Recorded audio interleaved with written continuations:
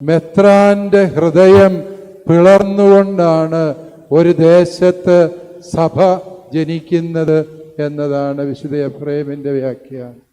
മെത്രാന്റെ ഹൃദയം പിളരണം എന്ന് പറയുമ്പോൾ പിതാക്കന്മാര് വലിയ സഹനങ്ങളിലൂടെ, കഷ്ടതകളിലൂടെ, ഒറ്റപ്പെടുത്തലുകളിലൂടെ കടന്നു പോകേണ്ടി വരും എന്ന യാഥാർത്ഥ്യത്തെ നമ്മുടെ പിതാവ് നമുക്ക് ബോധ്യമാക്കി തരികയാണ്.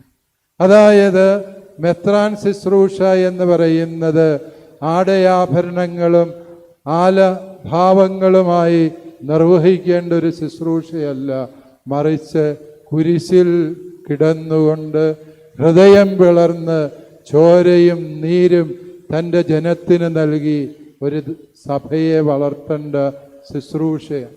മെത്രാന്മാര് അകാരണമായി ആക്രമിക്കപ്പെടുകയും അധിക്ഷേപിക്കപ്പെടുകയും ഏത് പ്രതിസന്ധികൾക്കും അവർ വിചാരണ ചെയ്യപ്പെടുകയും ചെയ്യുന്ന സാഹചര്യങ്ങൾ സമകാലിക ലോകത്ത് സർവ്വസാധാരണമാണ്.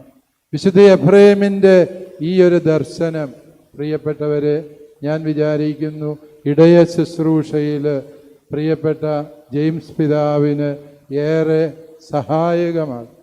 ബെൽത്തങ്കടിയിലെ വൈദികരെല്ലാം വളരെ നന്മ നിറഞ്ഞ വൈദികരാണ്.